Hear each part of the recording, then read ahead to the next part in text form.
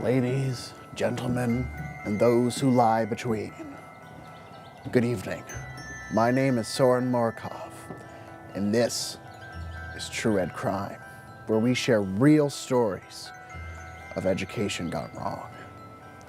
On tonight's program, I have two tragic tales to share with you of teachers committing what may be considered the cardinal sin of education.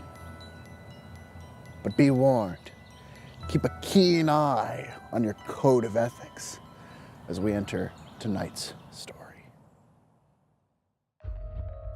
Summertime in Texas. For students, it is a time for rest, vacationing, or perhaps catching up on their studies.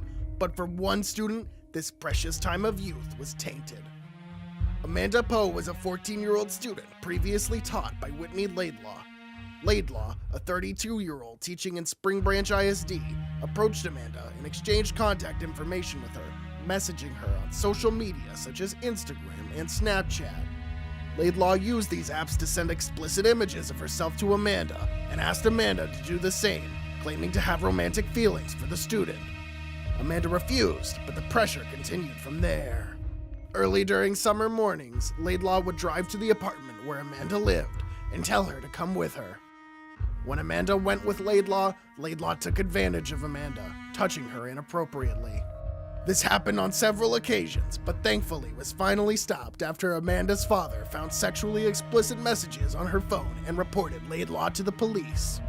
Laidlaw was arrested and charged with both sexual assault of a child under 17 years of age and having an improper relationship with a student. If convicted, she won't be able to harm a student ever again.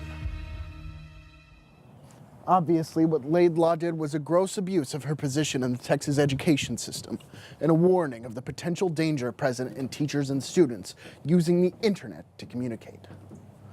Our next story features some similar themes and even some similar situations. I implore you, dear viewer, to watch on. 23-year-old Erica Gomez had decided to engage in a sexual relationship with her 15-year-old student, Bryce Jacobs. She had been his math tutor the semester before and was now asking Bryce to sneak out of the apartment he lived in with his mother to have sex in the back seat of her car. Gomez was only found out after Bryce's mother heard the front door open and close, only to find her son alone in bed. Suspicious that something was wrong, she searched through the boy's phone. She found sexually explicit messages on Bryce's phone on Snapchat, including one that read, "Babe, we've had car sex twice. Like that blows my mind, LOL."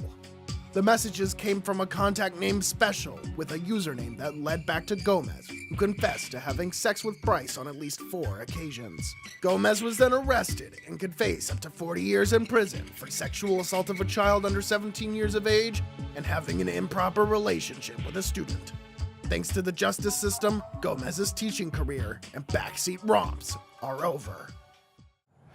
The most obvious violation of the code of ethics present in both of these stories is Standard 3.6, as educators engaged in sexual relationships with their students.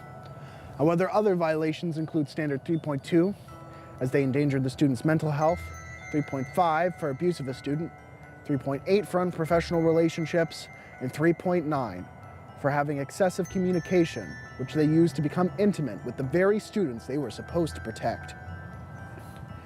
Teachers inherently have authority over their students, creating an unequal power dynamic. Students are not of the mental ability or often even the age to consent to such a relationship in the first place. Thank you all for your time here this evening.